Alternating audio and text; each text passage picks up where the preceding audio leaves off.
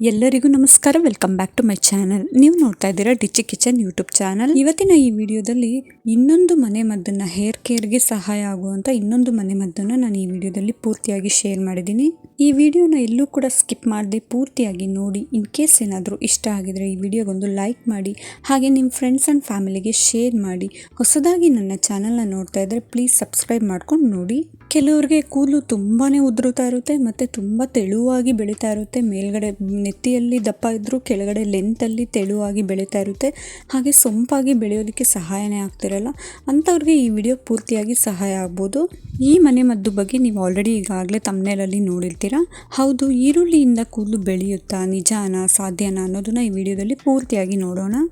ಮೊದಲಿಗೆ ಈರುಳ್ಳಿ ಹೇಗೆ ಒಳ್ಳೆಯದು, ಯಾಕೆ ಒಳ್ಳೆಯದು, ಹೇರ್ ಕೇರ್ಗೆ ಒಳ್ಳೆಯದಾಯಿತು ಅಂತ ನೋಡೋದಾದರೆ, ಈರುಳ್ಳಿಲಿ ಸಲ್ಫರ್ ಮತ್ತು ಹಾಗೆ ಕೆಲವೊಂದಷ್ಟು ಪೋಷಕಾಂಶಗಳು ಇರೋದ್ರಿಂದ ತುಂಬಾ ಒಳ್ಳೆಯದು ಕೂದಲಿಗೆ. ಈರುಳ್ಳಿಯಿಂದ ಕೆಲವರಿಗೆ ಕೂದಲು ಬೆಳೆಯೋದಕ್ಕೆ ಸಹಾಯ ಆಗಿದೆ ಮತ್ತು ಕೂದಲು ದಪ್ಪ ಆಗಿ ಉದ್ದಾಗಿ ಬೆಳೆಯೋದಕ್ಕೆ ಸಹಾಯ ಆಗಿದೆ ಅಂತಲೂ ಕೂಡ ಕಂಡು ಬಂದಿದೆ. ಇನ್ನು ಈರುಳ್ಳಿಯಿಂದ ಯಾವ್ಯಾವ ರೀತಿ ಹೇರ್ ಪ್ಯಾಕ್ಗಳನ್ನ ಮಾಡ್ಕೊಬೋದು ಹೇರ್ಗೆ, ಅದು ಯೂಸ್ ಆಗುತ್ತಾ ಅಂತ ಒಂದೊಂದಾಗಿ ನೋಡೋದಾದರೆ, ಮೊದಲೇದಾಗಿ ಈರುಳ್ಳಿಯಿಂದ ಮೊದಲನೇ ಹೇರ್ ಪ್ಯಾಕ್ ನೋಡೋದಾದರೆ, ಒಂದು 2 ಮೀಡಿಯಮ್ ಸೈಜ್ ಈರುಳ್ಳಿನ ನೀಟಾಗಿ ಸಿಪ್ಪೆ ತೆಗೆದು ಒಂದು 4 ಹೋಲ್ ಮಾಡಿಟ್ಕೊಳ್ಳಿ. ಅದನ್ನು ಒಂದು ಮಿಕ್ಸಿ ಜಾರ್ಗೆ ಹಾಕ್ಕೊಂಡು ಅದಕ್ಕೆ ನೀವು 2 ಕಡ್ಡಿ ಕರ್ಬೇವಿನ ಸೊಪ್ಪನ್ನ ಸೇರಿಸ್ಕೊಂಡು ನೀಟಾಗಿ ನೈಸ್ಗೆ ಪೇಸ್ಟ್ ಮಾಡ್ಕೊಳ್ಳಿ. ಇದನ್ನು ಅಂದರೆ ಎಲ್ಲೂ ಕೂಡ ತರಿ ಅಂತ ಅನ್ನಿಸ್ಬಾರ್ದು. ಈ ಪೇಸ್ಟನ್ನ ಇವಾಗ ಒಂದು ಕಪ್ಪಿಗೆ ಹಾಕ್ಕೊಂಡು ಅದಕ್ಕೆ ನೀವು 1 ಟೇಬಲ್ ಸ್ಪೂನ್ ಆಗೋಷ್ಟು ಕೊಬ್ಬರಿ ಎಣ್ಣೆನ ಸೇರಿಸಿ, ಇಲ್ಲಾಂತಂದರೆ ನೀವು ಯಾವ ಹೇರ್ ಆಯಿಲ್ನ ಬಳಸ್ತೀರೋ ಅದನ್ನೇ 1 ಟೇಬಲ್ ಸ್ಪೂನ್ ಆಗೋಷ್ಟು ಸೇರಿಸಿ. ಇವಾಗ ಈ ಹೇರ್ ಪ್ಯಾಕ್ ರೆಡಿ ಆಗಿರುತ್ತೆ. ಈ ಹೇರ್ ಪ್ಯಾಕನ್ನು ನೀವು ಕೂದಲು ಫಸ್ಟು ಚೆನ್ನಾಗಿ ಬಾಚ್ಕೊಳ್ಳಿ. ಸಿಕ್ಕಿಲ್ದಿರೋ ಥರ ನೀಟಾಗಿ ಬಾಚ್ಕೊಂಡು ಕೂದಲು ಚರ್ಮದಿಂದ ಹಿಡಿದು ಅಂದರೆ ತಲೆ ನೆತ್ತಿಯಿಂದ ಹಿಡಿದು ಕೂದಲು ಲೆಂತ್ ಎಲ್ಲಿ ತನಕ ಇರುತ್ತೋ ಅಲ್ಲಿ ತನಕ ಅಪ್ಲೈ ಮಾಡಿ. ಅದಾದಮೇಲೆ ನೀವು ಒಂದು 40 ನಿಮಿಷ ಹಾಗೆ ಬಿಟ್ಬಿಡಿ. ನೀವು ಅಪ್ಲೈ ಮಾಡಿದಾದಮೇಲೆ ಯಾವುದೇ ರೀತಿ ಮಸಾಜ್ ಬೇಕಾಗಲ್ಲ. ನೀವು ಹಾಗೆ ಅಪ್ಲೈ ಮಾಡಿಬಿಟ್ಟು ಒಂದು ಬನ್ ಅಥವಾ ಬ್ರೈಡ್ನ ಮಾಡ್ಕೊಳ್ಳಿ. ಅದಾದಮೇಲೆ 40 ನಿಮಿಷ ಬಿಟ್ಟು ಕಂಪ್ಲೀಟಾಗಿ ತಣ್ಣೀರಲ್ಲಿ ಅಥವಾ ಉಗುರು ಬೆಚ್ಚಗಿನ ನೀರಲ್ಲಿ ಮೈಲ್ಡ್ ಶಾಂಪು ಯೂಸ್ ಮಾಡಿಕೊಂಡು ಹೇರ್ ವಾಶ್ ಮಾಡ್ಕೊಳ್ಳಿ. ಆಮೇಲೆ ನ್ಯಾಚುರಲ್ ಆಗಿ ಡ್ರೈ ಮಾಡಿಕೊಂಡು ಯಾವುದೇ ಕಾರಣಕ್ಕೂ ವೆಟ್ ಹೇರಲ್ಲಿ ಕೂಮ್ ಮಾಡಬೇಡಿ. ಅದು ಒಣಗಿದ ಮೇಲೆ ನೀಟಾಗಿ ತಲೆ ಬಾಚಿಕೊಂಡ್ರೆ ನಿಮಗೆ ಈ ಪ್ಯಾಕ್ನ ನೀವು ವಾರಕ್ಕೆ 1 ಸತಿ ಅಪ್ಲೈ ಮಾಡ್ತಾ ಬನ್ನಿ. ಕನ್ಸಿಸ್ಟೆನ್ಸಿಯಾಗಿ ಫಾಲೋ ಮಾಡ್ತಾ ಬಂದರೆ ಒಂದು 3 ತಿಂಗಳಲ್ಲಿ ನಿಮಗೆ ಡಿಫ್ರೆನ್ಸ್ ಗೊತ್ತಾಗುತ್ತೆ. ಈ ಹೇರ್ ಪ್ಯಾಕ್ ನಿಮಗೆ ಕೂದಲು ಕಪ್ಪಾಗಿ ಸ್ವಲ್ಪ ದಪ್ಪ ಆಗಿ ಬೆಳೆಯೋದಕ್ಕೆ ಸಹಾಯ ಮಾಡುತ್ತೆ. ಇದಾಗಿತ್ತು ಮೊದಲನೇ ಹೇರ್ ಪ್ಯಾಕು. ಇವಾಗ ನೆಕ್ಸ್ಟ್ ನೋಡೋದಾದರೆ, 2 ಮೀಡಿಯಮ್ ಸೈಜ್ ಈರುಳ್ಳಿನ ನೀಟಾಗಿ ಸಿಪ್ಪೆ ತೆಗೆದು ಅದನ್ನು ಒಂದು ಮಿಕ್ಸಿ ಜಾರ್ಗೆ ಹಾಕ್ಕೊಳ್ಳಿ 4 ಹೋಲ್ ಮಾಡಿಕೊಂಡು. ಇದಕ್ಕೆ ನೀವು ಒಂದು 4 ರಿಂದ 5 ಎಲೆ ಪುದೀನ ಸೊಪ್ಪನ್ನ ಸೇರಿಸ್ಕೊಂಡು ಅದ್ರ ಜೊತೆಗೆ 1 ಟೇಬಲ್ ಸ್ಪೂನ್ ಆಗೋಷ್ಟು ಆಲೋವೆರಾ ಜೆಲ್ಲನ್ನು ಸೇರಿಸ್ಕೊಂಡು ಹಾಗೆ 1 ಟೇಬಲ್ ಸ್ಪೂನ್ ಆಗೋಷ್ಟು ಮೊಸರನ್ನ ಸೇರಿಸ್ಕೊಳ್ಳಿ.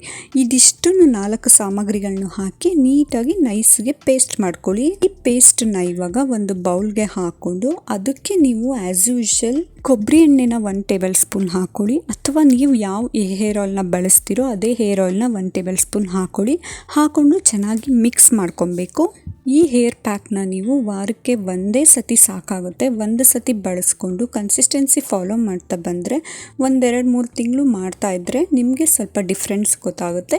ಏನು ಅಂತಂದರೆ ಈ ಹೇರ್ ಪ್ಯಾಕಿಂದ ಸ್ವಲ್ಪ ಡ್ಯಾಂಡ್ರಫ್ ಕಮ್ಮಿ ಆಗುತ್ತೆ, ಹಾಗೆ ಕೂದಲು ಸ್ವಲ್ಪ ಸಾಫ್ಟಾಗಿ ಬೆಳೆಯೋದಕ್ಕೆ ಸಹಾಯ ಆಗುತ್ತೆ. ಈ ಹೇರ್ ಪ್ಯಾಕ್ನ ನೀವು ಮಾರ್ನಿಂಗ್ ಅಪ್ಲೈ ಮಾಡಿ ಹೇರ್ ವಾಶ್ ಮಾಡಿ ಅದಾದಮೇಲೆ ನ್ಯಾಚುರಲ್ ಆಗಿ ಡ್ರೈ ಮಾಡ್ಕೊಳ್ಳಿ. ಅದಾದಮೇಲೆ ನೀವು ಕೂದಲನ್ನ ಬಾಚಿದ್ರೆ ನಿಮಗೆ ಸ್ವಲ್ಪ ಸಾಫ್ಟ್ನೆಸ್ಸು ಫೀಲ್ ಆಗುತ್ತೆ. ಇನ್ನು ನೆಕ್ಸ್ಟ್ ಕೂದಲು ದಪ್ಪ ಆಗಬೇಕು, ತುಂಬಾ ತೆಳ್ಳಗಿದೆ, ಬೆಳೀತಾ ತೆಳ್ಳಗಾಗ್ತಿದೆ, ಮೊದಲು ನೆತ್ತಿಯಿಂದ ಸ್ವಲ್ಪ ದಪ್ಪ ಇದ್ದು ಲೆಂತಲ್ಲಿ ಸ್ವಲ್ಪ ತೆಳ್ಳಗಿದೆ ಅನ್ನೋರಿಗೆ ಈ ಹೇರ್ ಪ್ಯಾಕ್ನ ಟ್ರೈ ಮಾಡ್ಬೋದು. 1 ಟೇಬಲ್ ಸ್ಪೂನ್ ಆಗೋಷ್ಟು ಮೆಂತ್ಯ ಕಾಳನ್ನು ಓವರ್ ನೈಟೇ ನೆನೆಸಿಡಿ. 1 ಟೇಬಲ್ ಸ್ಪೂನ್ಗೆ 2 ಟೇಬಲ್ ಸ್ಪೂನ್ ಆಗೋಷ್ಟು ನೀರನ್ನು ಮಿಕ್ಸ್ ಮಾಡಿಬಿಟ್ಟು ಓವರ್ ನೈಟೇ ನೆನೆಸಿಡಿ. ನೆಕ್ಸ್ಟ್ ಡೇ ಮಾರ್ನಿಂಗು ಅದು ಸ್ವಲ್ಪ ಮೆತ್ತಗೆ ಅಂದರೆ ಮೃದುವಾಗಿರುತ್ತೆ ಮೆಂತ್ಯ ಕಾಳು. ಅದನ್ನು ಒಂದು ಮಿಕ್ಸಿ ಜಾರ್ಗೆ ಹಾಕ್ಕೊಂಡು ಅದಕ್ಕೆ 1 ಮೀಡಿಯಮ್ ಸೈಜ್ ಈರುಳ್ಳಿನ ಸಿಪ್ಪೆ ತೆಗೆದು ಒಂದು 4 ಹೋಲ್ ಮಾಡಿ ಅದನ್ನು ಕೂಡ ಸೇರಿಸಿ ಅದ್ರ ಜೊತೆಗೆ ಒಂದು ಕಡ್ಡಿ ಕರ್ಬೇವಿನ ಸೊಪ್ಪನ್ನ, ಫ್ರೆಶ್ ಕರ್ಬೇವಿನ ಸೊಪ್ಪನ್ನ ಅದನ್ನು ಕೂಡ ಸೇರಿಸ್ಬಿಟ್ಟು ನೈಸ್ಗೆ ಪೇಸ್ಟ್ ಮಾಡ್ಕೊಳ್ಳಿ. ಈ ಪೇಸ್ಟನ್ನ ನೀವು ಒಂದು ಕಪ್ಗೆ ಹಾಕೊಂಡು ಅದಕ್ಕೆ ಆಸ್ ಯೂಶುವಲ್ ನೀವು ಯಾವ ಹೇರ್ ಆಯಿಲ್ನ ಬಳಸ್ತೀರೋ ಅದನ್ನ 1 ಟೇಬಲ್ ಸ್ಪೂನ್ ಹಾಕಿ ಚೆನ್ನಾಗಿ ಮಿಕ್ಸ್ ಮಾಡಿ. ಆದಷ್ಟು ಕೊಬ್ಬರಿ ಎಣ್ಣೆನೆ ಬಳಸೋದ್ರಿಂದ ನಿಮಗೆ ಸ್ವಲ್ಪ ಉತ್ತಮ ರಿಸಲ್ಟ್ ಸಿಗಬಹುದು. ಈ ಹೇರ್ ಪ್ಯಾಕ್ ಅನ್ನು ಕೂಡ ನೀವು ವಾರಕ್ಕೆ 1 ಸತಿ ಬಳಸ್ಬಿಟ್ಟು ಅಪ್ಲೈ ಮಾಡಿ ಹೇರ್ ವಾಶ್ ಮಾಡೋದ್ರಿಂದ ಖಂಡಿತವಾಗ್ಲೂ 3 ತಿಂಗಳಲ್ಲಿ ನಿಮಗೆ ಡಿಫ್ರೆನ್ಸ್ ಗೊತ್ತಾಗುತ್ತೆ. ಈ ಹೇರ್ ಪ್ಯಾಕ್ ಇಂದ ನಿಮಗೆ ಕೂದಲು ಸ್ವಲ್ಪ ದಪ್ಪ ಆಗಿ ಉದ್ದಾಗಿ ಬೆಳೆಯೋದಕ್ಕೆ ಸಹಾಯ ಆಗುತ್ತೆ. ಇನ್ನು ನೆಕ್ಸ್ಟ್ ಹೇರ್ ಪ್ಯಾಕ್ ಹೇಳೋದಾದ್ರೆ, ನೀವು 2 ಮೀಡಿಯಂ ಸೈಜ್ ಈರುಳ್ಳಿನ ನೀಟಾಗಿ 4 ಹೋಲ್ ಮಾಡಿ ಕಟ್ ಮಾಡಿಟ್ಕೊಳ್ಳಿ. ಈ 4 ಹೋಲ್ ಮಾಡಿರೋ ಈರುಳ್ಳಿನ ಒಂದು ಮಿಕ್ಸಿ ಜಾರ್ಗೆ ಹಾಕಿ ಸ್ವಲ್ಪ 1 ಟೇಬಲ್ ಸ್ಪೂನ್ ಆಗೋಷ್ಟು ನೀರನ್ನು ಸೇರಿಸಿ ನೈಸ್ಗೆ ಪೇಸ್ಟ್ ಮಾಡಿ. ಈ ಪೇಸ್ಟನ್ನ ಇವಾಗ ಫಿಲ್ಟರ್ ಮಾಡಿಟ್ಕೊಳ್ಳಿ. ನೀವು ಒಂದು ಸೋಸೋದು ಅಥವಾ ಒಂದು ಕಾಟನ್ ಬಟ್ಟೆಗೆ ಹಾಕಿ ನೀಟಾಗಿ ಫಿಲ್ಟರ್ ಮಾಡಿಟ್ಕೊಳ್ಳಿ. ಆವಾಗ ನಿಮಗೆ 1.5 ಟೇಬಲ್ ಸ್ಪೂನ್ ಆಗೋಷ್ಟು ಈರುಳ್ಳಿ ರಸ ಸಿಗುತ್ತೆ ನಿಮಗೆ. ಈ ಈರುಳ್ಳಿ ರಸನೂ ಕೂಡ ನೀವು ಹೇರ್ ವಾಶ್ ಮಾಡೋಕ್ಕೂ 1 ಅವರ್ ಮುಂಚೆ ನೀಟಾಗಿ ತಲೆ ನೆತ್ತಿಯಿಂದ ಹಿಡಿದು ಕೂದಲು ಲೆಂತ್ ತನಕನೂ ಅಪ್ಲೈ ಮಾಡಿ. ಒಂದು ಹತ್ತಿಯ ಸಹಾಯದಿಂದ ನೀಟಾಗಿ ಅಪ್ಲೈ ಮಾಡಿ. ಅದಾದಮೇಲೆ 1 ಅವರ್ ಬಿಟ್ಟು ಹೇರ್ ವಾಶ್ ಮಾಡಿ. ಕಂಪ್ಲೀಟಾಗಿ ತಣ್ಣೀರಲ್ಲೇ ಹೇರ್ ವಾಶ್ ಮಾಡಿದ್ರೆ ಬೆಟರ್ ಆಗುತ್ತೆ. ಇಲ್ಲ ಉಗುರು ಬೆಚ್ಚಗಿನ ನೀರಲ್ಲಿ ಮೈಲ್ಡ್ ಶಾಂಪೂನ ಯೂಸ್ ಮಾಡಿಕೊಂಡು ಹೇರ್ ವಾಶ್ ಮಾಡಿ. ಈ ರೀತಿ ಈರುಳ್ಳಿ ರಸದ ಸಹಾಯದಿಂದನೂ ಕೂಡ ಕೂದಲು ತುಂಬ ಚೆನ್ನಾಗಿ ದಪ್ಪವಾಗಿ ಉದ್ದವಾಗಿ ಬೆಳೆಯೋದಕ್ಕೆ ಸಹಾಯ ಆಗುತ್ತೆ. ಈ ರೀತಿ ಹೇರ್ ಪ್ಯಾಕ್ನ ನೀವು ಕನ್ಸಿಸ್ಟೆನ್ಸಿಯಾಗಿ ಫಾಲೋ ಮಾಡ್ತಾ ಬಂದರೆ ವಾರಕ್ಕೆ 1 ಸತಿ ಅಪ್ಲೈ ಮಾಡಿದ್ರೆ ಸಾಕಾಗುತ್ತೆ.